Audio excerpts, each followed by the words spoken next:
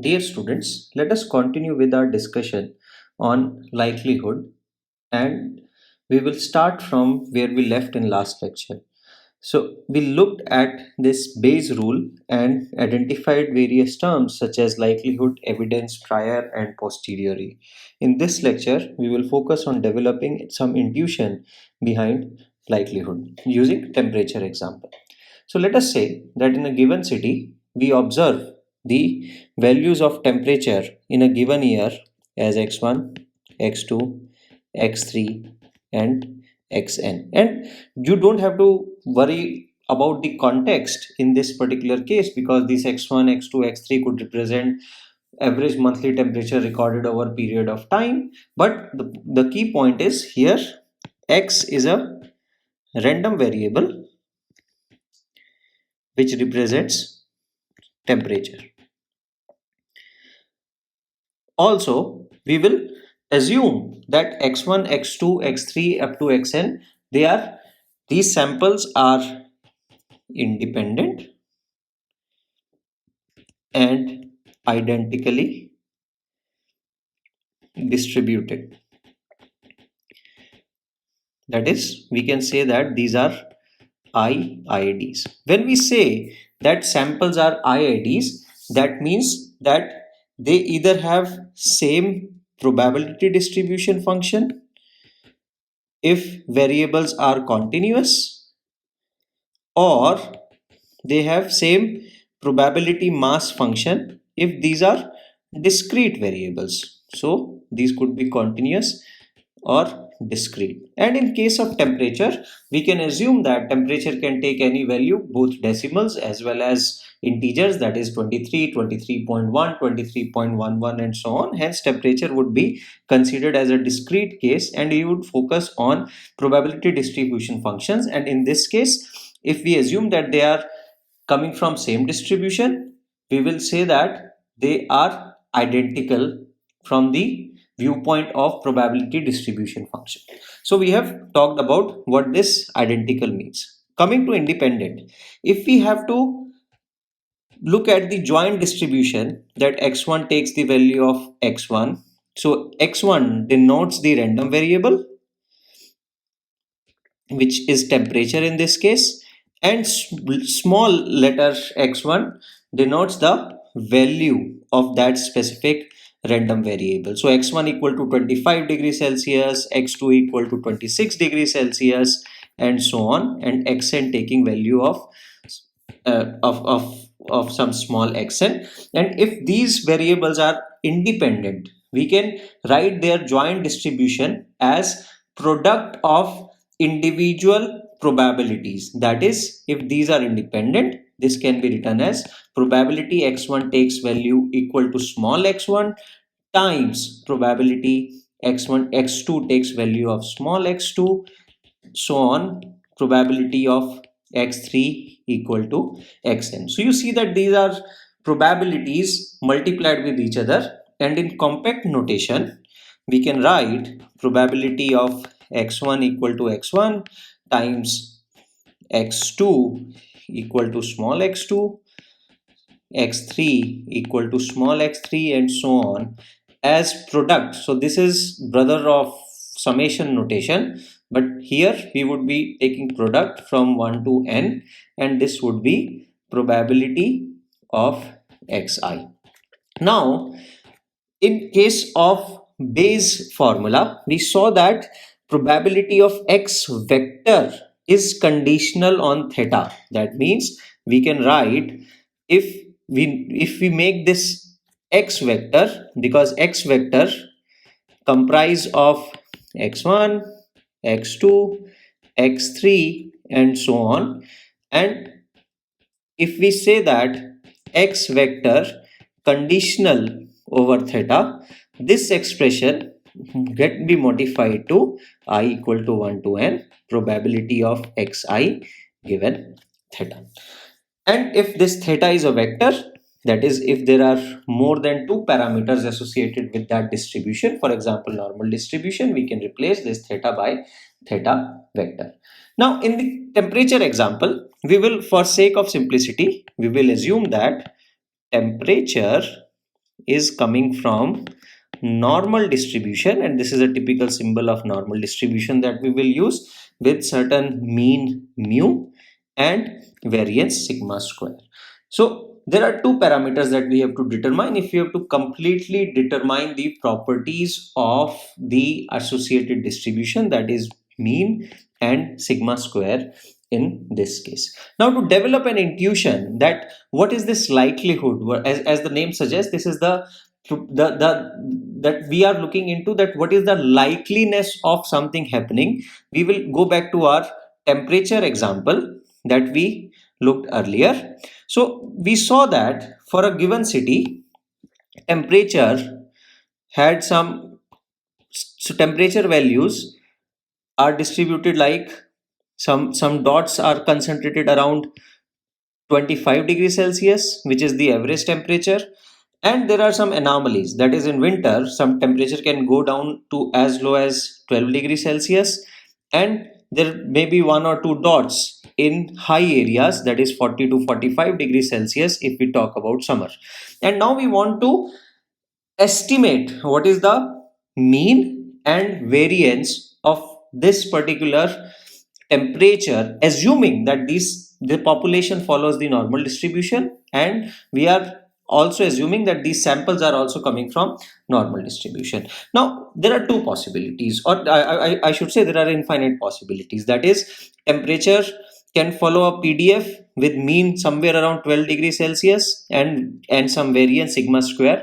For again, to simplify this example, we would assume that we know sigma square somehow, and here challenge is to determine what would be the value of mean. So now you can assume that mean could be 12 degrees Celsius, and or it in case 1, and in case 2 it could be around 40 degrees Celsius. Now if you take two distributions here, now you see that we know that in normal distribution, probability of finding a value away from mean keeps on decreasing, and that decay is exponential, because if you remember, the normal distribution follows 1 by root 2 pi sigma e raised to power minus x minus mu square upon 2 sigma square. So we'll go to the specifics of this mathematical form, but the key point here is that as we go away from the mean, the probabilities of finding so many points here is less likely.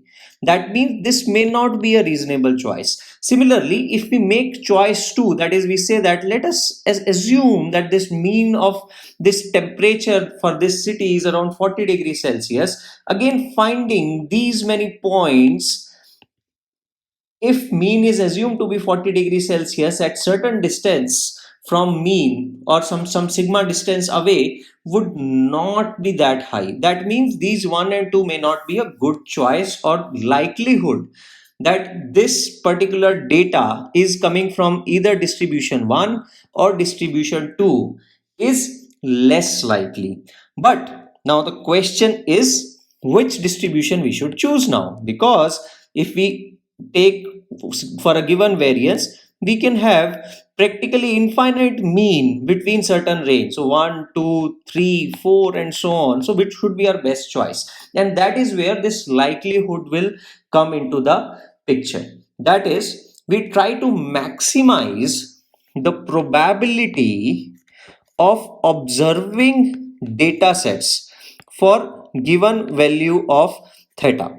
So here, for sake of simplicity, we will assume that we know variance somehow, and we are just interested to estimate mean. So we can write this as probability of x vector given certain mean. So what we can do, we can keep on trying different values of mean. That is, let us say that mean can take value of mean 1. In first case it was 12 degrees Celsius. Mean can take value of 25 degrees Celsius. Mean can take value of mean 3, which could be 40 degrees Celsius from the same example. And for a given value of mean, we try to estimate what is the probability of observing those values, which can be estimated from the PDF. So if we know that what is the PDF of a normal distribution, which is 1 upon root 2 pi sigma e raised to power minus x minus mu square upon 2 sigma square. So for a given value of mean and given value of sigma, so here we will plug 12, and here we are assuming that we know sigma square, we can estimate what is the probability of observing a given data point. So if we want to say that what is the probability of observing temperature of 25 degrees Celsius given that mean is equal to 25 degrees Celsius. So what we can do here, we can simply say that 1 upon root 2 pi epsilon e raised to power minus x, in this case would be 25, minus 25 square upon 2 sigma square. So we'll end up with the value of under root 2 pi sigma.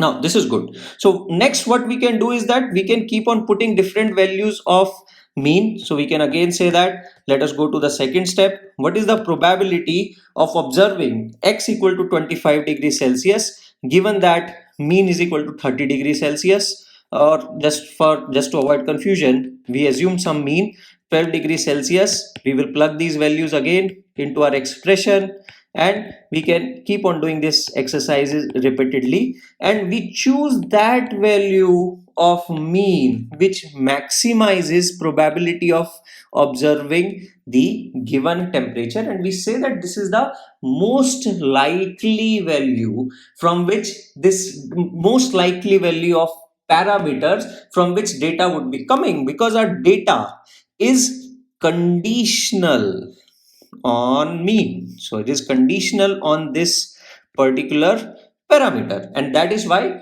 we say that this is the we are maximizing the likelihood of observing a data given certain value of theta or mean. Now here we were just having one value of temperature, that is we wanted to estimate 25, but in real world we may have to say that what is the value, what is the probability that we observe the following vector, that is f of x1 equal to 25, x2 equal to 30, x3 equal to 40, x4 equal to 27, and xn. And that is where the assumption of independence would help us, because we are assuming that our samples are coming from IITs, they are following the same distribution, so it can be written as multiplication of I equal to 1 to n f of x1 times f of x2 times f of x3, and all of these can be written as, and all of these are conditional on given theta. So these are conditional on given mu and sigma square, and in this case we already know sigma square, so we can say that f of x1 given mean and a particular sigma square, and we can keep on plugging different values of mean and try to identify what maximizes the probability. Now you can clearly see that the biggest challenge is how many values or different values of mean we should try, and that is where we use a concept of maximizing the likelihood. So again, going back to our Bayesian formulation, so we want to take this value of probability of x bar given theta, and we want to choose the value of theta such that we are maximizing. So you will see this notation quite frequently in statistics, argmax of p x bar given theta bar, which is equal to argmax of summation I varies from 1 to n fx I, right? So once you do that, actually here you don't need this multiplication notation because we are writing everything in expanded form. So we can say that here we are looking for that value of theta that would maximize the product of individual probabilities, and that's why this, as the name suggests, we are going for the maximum likelihood estimate. Now how to do this maximization? As I said, keep on trying thousands of values of different mean and sigma square. In case of univariate, you have to search along one dimension. If you have multiple dimension, then it would become computationally expensive problem. So all we have to do is go back to the basics of maximization or unconstrained maximization, that if you have a function like y is equal to fx, and where x is also a vector, right? And we are interested to find that for what values of x1, x2, x3 and xn, y would be having the maximum value. So what we do, we simply take differentiation of y with respect to each variable and equate to 0, and what we call these as stable points or neutral points. And once we have these neutral points, we check the sign of higher order derivatives or Hessian metrics. So we'll not worry about these terms because optimization is not the prime concern here. But all I'm suggesting is that now if you remember these basics, that if we have to find the maxima, we can take the differentiation of this probability of x hat with respect to each theta. So in case of normal distribution, if there are two unknowns, we can differentiate it with respect to mean and sigma. If this is a Bernoulli distribution, we have to, it's a univariate distribution, so we will take a differentiation with respect to unknown probability p, equate it to 0 and estimate the best value of theta that would maximize the probability of occurrence.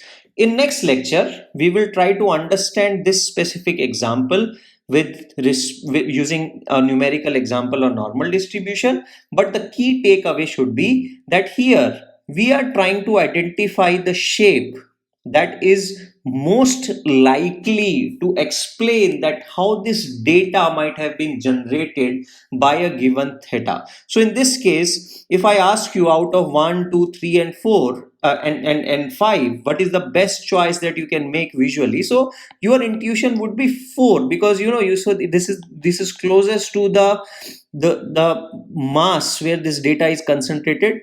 So 4 is the mean of 4 is closest, so you say that most likely this is the distribution. But maximum likelihood estimate gives us a mathematical framework to compute what are the best estimates of distribution parameters with some simple calculations.